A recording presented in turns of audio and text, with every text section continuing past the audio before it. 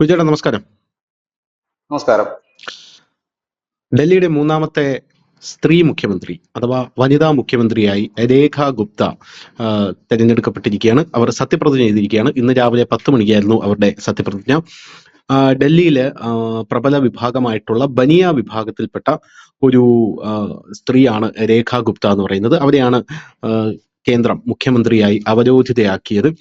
ഡൽഹിക്ക് പുറത്തേക്കുള്ള രാഷ്ട്രീയം കൂടെ കേന്ദ്രം, ആ സൂചന കൂടെ കേന്ദ്രം ഇതിൽ രേഖ ഗുപ്തയെ മുഖ്യമന്ത്രിയാക്കുന്നതിലൂടെ നൽകുന്നുണ്ട് എന്നാണ് പല ദേശീയ അന്തർദേശീയ മാധ്യമങ്ങളും പറയുന്നത്. ബി.ജെ.പിയുടെ സ്ത്രീ ശാക്തീകരണത്തിന്റെ ഭാഗമായിട്ടൊക്കെയാണ് ഡൽഹിയിൽ ഇത് സംഭവിച്ചതെന്ന് പറയുന്നു. നമ്മൾ ആദ്യം തന്നെ പറഞ്ഞിരുന്നതാണ് രേഖ ഗുപ്തയുടെ പേര് ന്യൂസ് ഇന്ത്യ മലയാളം അടക്കം ബിജുചേട്ടനടക്കം ആദ്യം തന്നെ ഒരുപാട് സ്ഥലങ്ങളിൽ പറഞ്ഞിരുന്നതാണ്. ഞാനുമായിട്ടുള്ള ചർച്ചയിൽ ഒരുപാട് സ്ഥലങ്ങളിൽ പറഞ്ഞിരുന്നു. ആദ്യം പർവേഷ് വർമ്മയായിരുന്നു. കെജ്രിവാൾ തോൽപ്പിച്ചത് കൊണ്ട് പർവേഷ് വർമ്മ വരുമെന്ന് പറഞ്ഞു. പിന്നീട് ഒരു ദളിത് മുഖ്യമന്ത്രി വരും എന്നുള്ളൊരു പേര് വന്നു. അവസാനം ബി.ജെ.പിയുടെ എക്കാലത്തെയും പോലെയുള്ള ഒരു സർപ്രൈസ് ആയിട്ട് രേഖ ഗുപ്തയായിരുന്നു കൊണ്ടുവന്നിരുന്നത്. 27 വർഷത്തിന് ശേഷമാണ് വീണ്ടും ഒരു വനിതാ മുഖ്യമന്ത്രി വരുന്നത്. ആദ്യം സുഷമ സ്വരാജ്, അതിനുശേഷം 1993 സുഷമ സ്വരാജ്, അതിനുശേഷം എനിക്ക് തോന്നുന്നു 2004 മുതൽ 2013 വരെയാണെന്ന് തോന്നുന്നു നമ്മുടെ ഷീല ദീക്ഷിത്. അതിനുശേഷം അവർ ഗവർണറായിട്ട് പോയി. അതിനുശേഷം ഇപ്പോഴത്തെ രേഖ ഗുപ്ത മുഖ്യമന്ത്രിയാകുന്നു. ഡൽഹി ഈ രേഖ ഗുപ്ത എന്ന് പറയുന്ന സ്ത്രീക്ക് എന്താണ് ചെയ്യാനായിട്ട് സാധിക്കുന്നത്? ആരാണ് രേഖ ഗുപ്ത? ABVP തീപ്പൊരി നേതാവായിരുന്നു എന്നൊക്കെ കേട്ടിട്ടുണ്ട്. എങ്കിലും നമ്മൾ മലയാളികൾക്ക് രേഖ ഗുപ്ത എന്ന് പറയുന്ന പേര് അത്ര സുപരിചിതമല്ല. പല ആൾക്കാരും ആദ്യമായിട്ടായിരിക്കും രേഖ ഗുപ്ത എന്ന പേര് കേൾക്കുന്നത്. രേഖ ഗുപ്തയുടെ ഒരു വീഡിയോ ഒക്കെ ഇപ്പോൾ ആം ആദ്മി പാർട്ടി പ്രചരിക്കുന്നുണ്ട്. അവർ മേയറായിരുന്ന ആ ഒരു കോർപ്പറേഷനിലെ രേഖ ഗുപ്ത ഗുണ്ടായുസം കാണിക്കുന്ന വീഡിയോ എന്നൊക്കെയാണ് അവർ പറഞ്ഞ് പ്രചരിപ്പിക്കുന്നത്. ഡൽഹിയിൽ BJPക്ക് ഇനി എത്ര കടമ്പ കടന്നാലാണ് ഡൽഹി ജനങ്ങളുടെ മനസ്സിലേക്ക് എത്താനായി സാധിക്കുന്നത് എന്നുള്ളൊരു ചോദ്യം ആം ആദ്മി പാർട്ടി ഉയർത്തുന്നുണ്ട്. എന്തൊക്കെയാണ് ഇനിയും ഡൽഹിയിൽ BJP നേരിടുന്ന പ്രധാനപ്പെട്ട വെല്ലുവിളികൾ? ഈ ഭരണം സുഗമമായിരിക്കും? രേഖ ഗുപ്ത ദില്ലിയിലെ നാലാമത്തെ വനിതാ മുഖ്യമന്ത്രിയാണ്. ഒന്ന് സുഷമ സ്വരാജ് ഉണ്ട്, നമ്മുടെ ഷീലാ ദീക്ഷിത് ഉണ്ട്, ഇപ്പൊ നമ്മുടെ ഭരിച്ചുകൊണ്ടിരുന്ന അതിഷി ശരിയാണ്. അതിഷിയെ ഞാനൊരു മുഖ്യമന്ത്രി പോയതായിട്ട് കൂട്ടിയിട്ടില്ലായിരുന്നു. കാരണം അതൊരു ഷോർട്ട് ടൈമേ ഉള്ളായിരുന്നു. അതുകൊണ്ടാണ് പറയുമ്പോൾ അത് നാലാമത്തെ തന്നെ പറയണം. മുഖ്യമന്ത്രിയായിട്ട് മുമ്പ് ഈ ചർച്ചകളിൽ ഞാൻ പലപ്പോഴും പറഞ്ഞിട്ടുണ്ട് ഈ രേഖ ഗുപ്തയുടെ കാര്യം.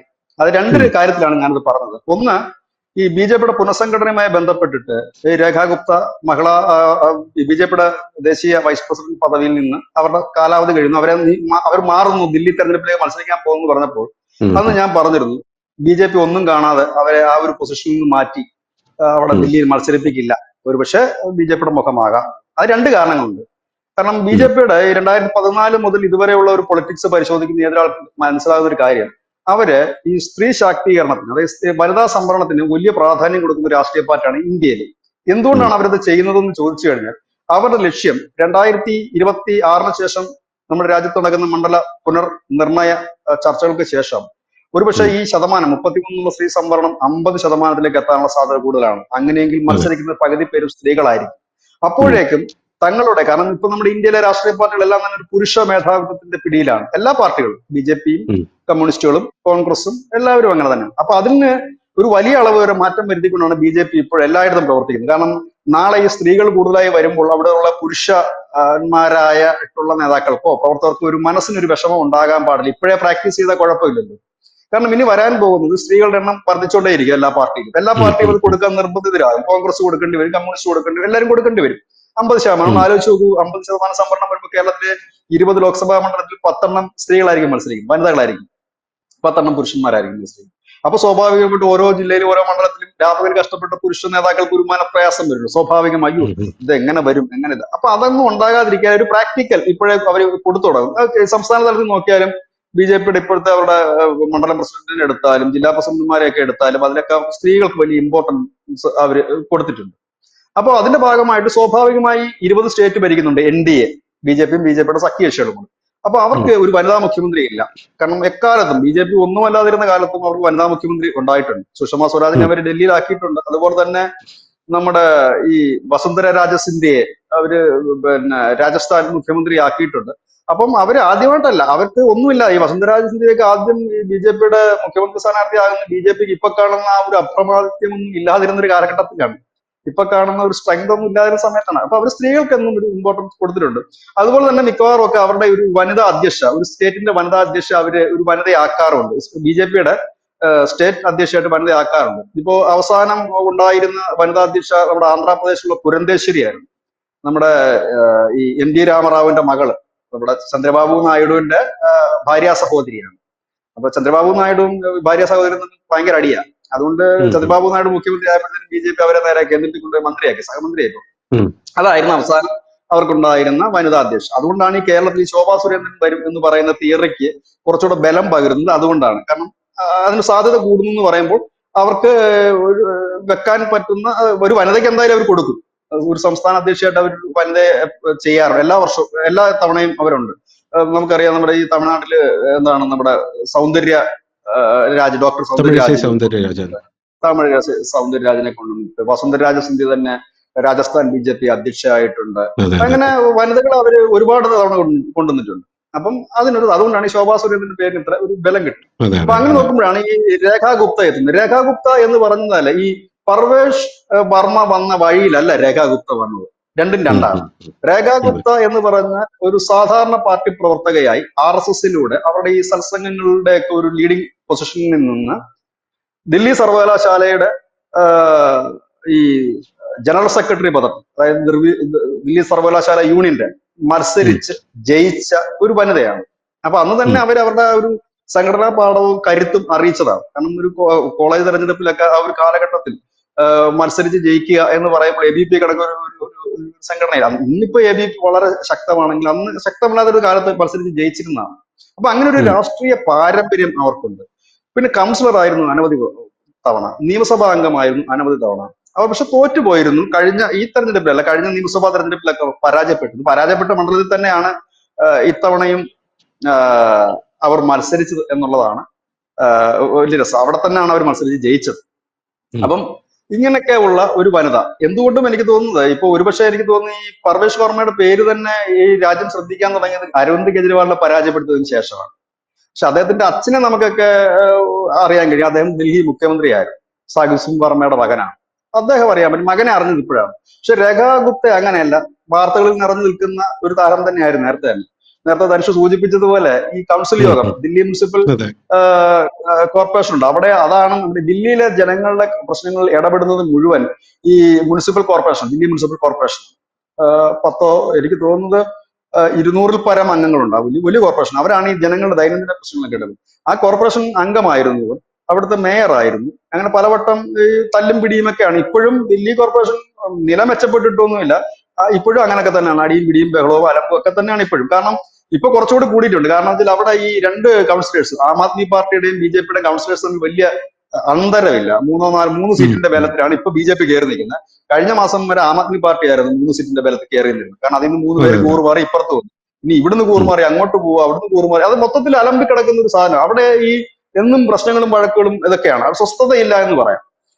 ദില്ലിയിലെ ഭരണം 3 ലെയറായിട്ടാണ്. ഒന്ന് കേന്ദ്ര സർക്കാരിന്റെ ഒരു അണ്ടറിൽ വരുന്നു, അവരുടെ കുറെ ഒരു ഭരണത്തിന്റെ പിടുത്തം. അതിന് താഴെ സ്റ്റേറ്റ് സർക്കാരിന്റെ, ഈ സ്റ്റേറ്റ് സർക്കാരിന് താഴെ വന്നിട്ട് ഈ ദില്ലി മുനിസിപ്പൽ കോർപ്പറേഷനാണ് ബാക്കി കാര്യങ്ങൾ. അവരാണ് ഈ അടിസ്ഥാനപരമായ കാര്യങ്ങൾ ചെയ്യേണ്ടത്, അവരാണ് സർക്കാരിൽ. അപ്പൊ ഇങ്ങനെ 3 ലെയറായിട്ട്. പക്ഷെ നമ്മുടെ സംസ്ഥാനത്തൊന്നും ആ ഒരു ലെയർ പ്രകടമല്ല. നമ്മുടെ സംസ്ഥാനം തീരുമാനിക്കുന്നു, അത് നടന്നു പോകും. ഇവിടെ ഇങ്ങനെയാണ്. ഇവിടേക്കാണ് ഇപ്പോൾ ഈ പറയുന്ന രേഖാ ഗുപ്ത വരുന്നു. അതിന് 2-3 കാര്യങ്ങൾ. ഒന്ന്, സ്ത്രീ ശാക്തീകരണം തന്നെയാണ് ഒന്ന്. സംസ്ഥാനം തന്നെ ഒരു വനിത ഭരിക്കുന്നു എന്നുള്ളത്. മറ്റൊന്ന്, അവരുടെ കാസ്റ്റ്, ബനിയ കാസ്റ്റ് OBC ആണ്. ആ OBC കാസ്റ്റിന് വലിയ പ്രാതിനിധ്യം വരുന്ന ഒരു തെരഞ്ഞെടുപ്പാണ് ഇനി വരാൻ പോകുന്ന ബീഹാർ അടക്കമുള്ളത്. UP അടക്കമുള്ളത് OBCക്ക് വലിയ പ്രാതിനിധ്യമുണ്ട്. അപ്പൊ ഒരു OBC മുഖം അവർ കൊണ്ടുവരുന്നു എന്നുള്ളത് ഒരു വലിയ കാര്യം തന്നെയാണ്. പർവേഷിനെ സംബന്ധിച്ച് പറഞ്ഞാൽ അദ്ദേഹം ജാട്ട് വിഭാഗമാണ്. ജാട്ട് വിഭാഗത്തിന് ഏതാണ്ട് 8 ലക്ഷത്തോളം വോട്ടർമാർ ദില്ലിയിൽ ഉണ്ട് എങ്കിൽ പോലും അതിനേക്കാൾ കൂടുതലാണ്, ഏതാണ്ട് 30% വരുന്നുണ്ട് ഈ ബനിയ വിഭാഗം എന്ന് പറയുന്നത്, OBC വരുന്നത് കൊണ്ട്. അത് മാത്രവുമല്ല, ഈ രേഖാ ഗുപ്തയ്ക്ക് ഒരു ഹിന്ദു മുഖമുണ്ട്, ഹിന്ദുത്വ മുഖമുണ്ട്. കാരണം അങ്ങനെയുള്ള വിഷയങ്ങളോട് ഏറ്റെടുത്തുകൊണ്ട് അവര് വലിയ രീതിയിലുള്ള പ്രചരണം നടത്തുകയും അങ്ങനെയുള്ള പരിപാടികളിൽ അവർ പങ്കെടുക്കുകയും ഒക്കെ ചെയ്ത ഒരു ഹിന്ദുത്വ മുഖം ആയിട്ട് ഉയർത്തി കാണിക്കാൻ പറ്റും. ഒരുപക്ഷെ പർവേഷിനേക്കാൾ കൂടുതലായിട്ട് അവർക്ക് അതിനകത്ത് ഉയർത്താൻ പറ്റും. മറ്റൊന്ന്, സംഘപരിവാറും അതിന്റെ അണികളുമായി അടുത്ത ബന്ധം ഉണ്ട് എന്നുള്ളത്. കാരണം അവർ ബേസിക്കലി അതിൽ നിന്ന് വരികയും പിന്നെ എബിപിയുടെ വളർന്നു വരികയും ഒക്കെ ചെയ്തിരുന്ന ഒരു വനിത എന്ന നിലയിൽ.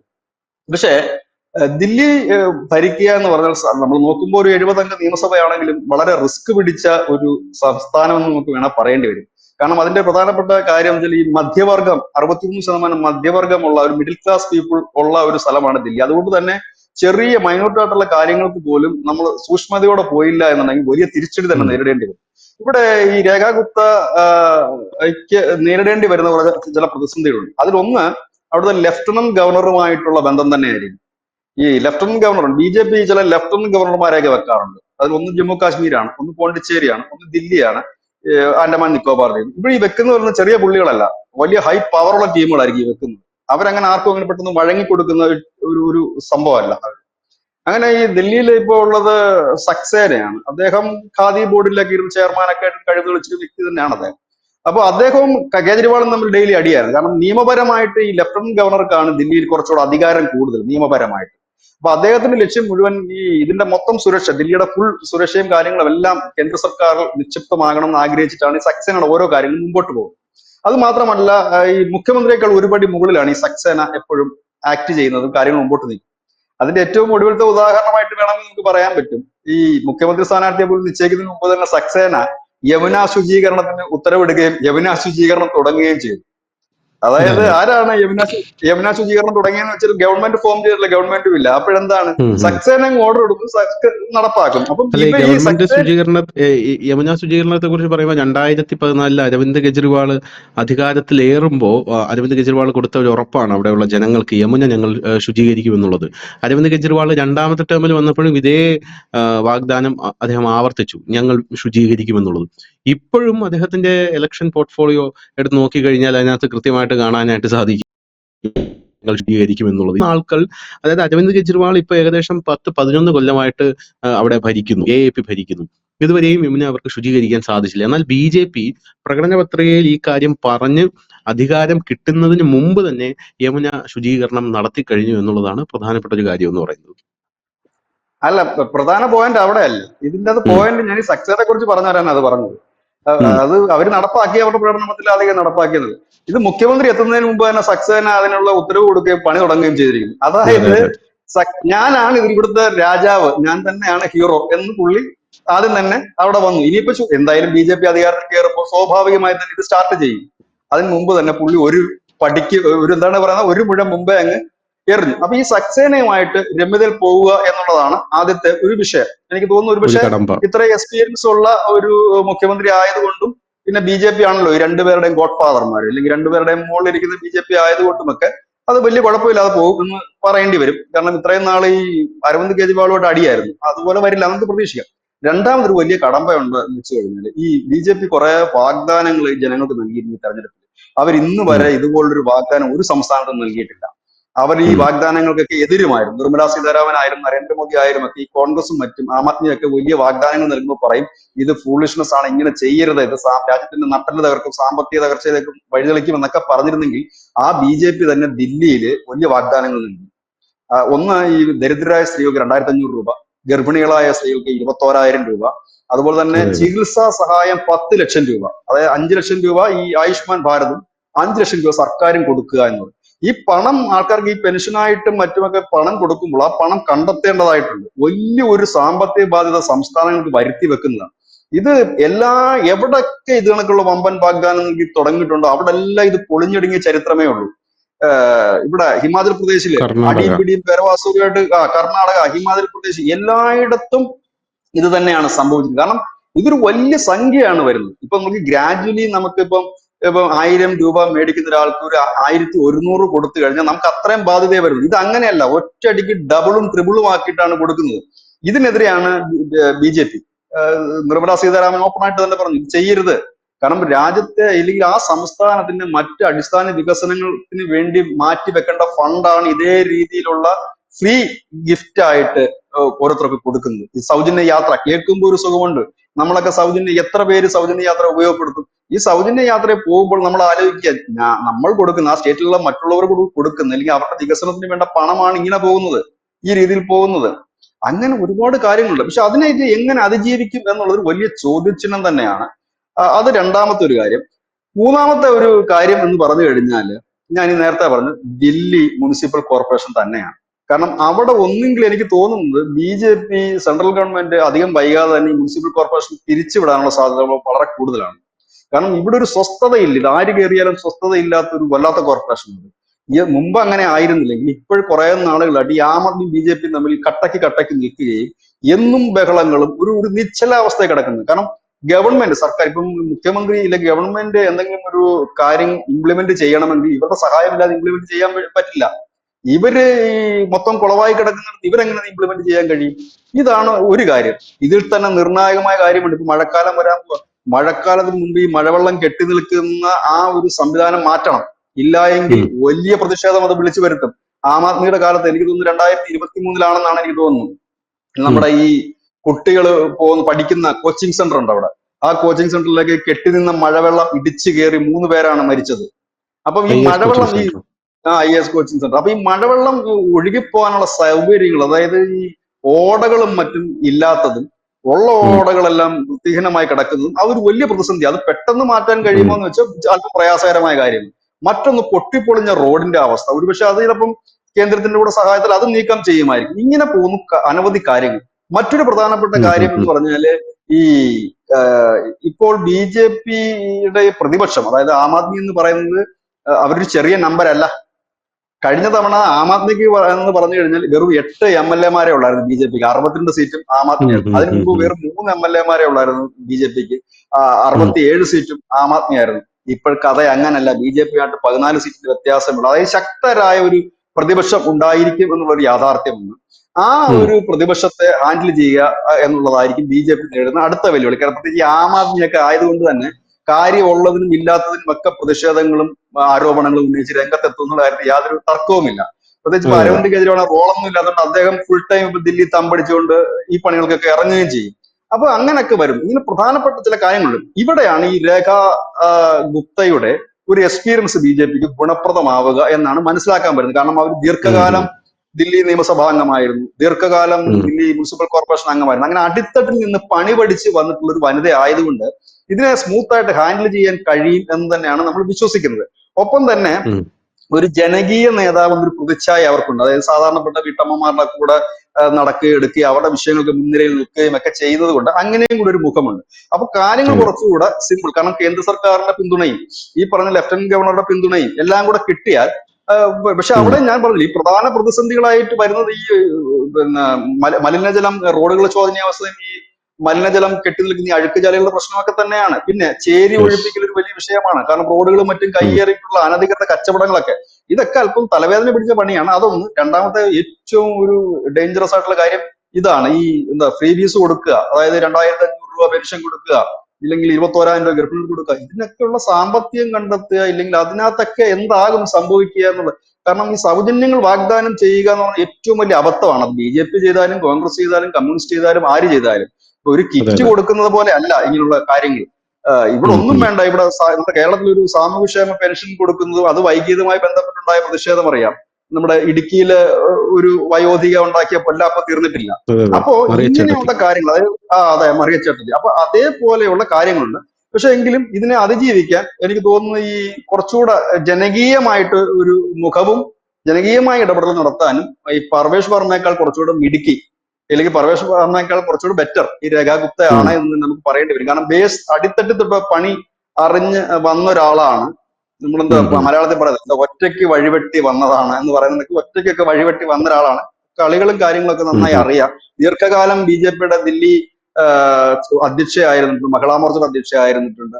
അങ്ങനെയൊക്കെയുള്ള കുറെ എക്സ്പീരിയൻസ് ഉണ്ട്. പിന്നെ നേതാക്കന്മാരുമായി നല്ല ബന്ധമുണ്ട്, RSSന്റെ നേതൃത്വവുമായി നല്ല ബന്ധമുണ്ട്. അപ്പൊ നല്ലൊരു ഭരണം കാഴ്ചവെക്കാൻ കഴിയണം. ഇല്ല എന്ന്, കാരണം ഇതിൽ പകുതിയെങ്കിലും ചെയ്യാൻ, ഈ 5 കാര്യത്തിൽ 2 കാര്യമെങ്കിലും അവർക്ക് ചെയ്യാൻ കഴിഞ്ഞാൽ അത് അവർക്ക് കിട്ടുന്ന ഒരു മൈലേജും BJP കിട്ടുന്ന മൈലേജും അത്ര ചെറുതായിരിക്കും.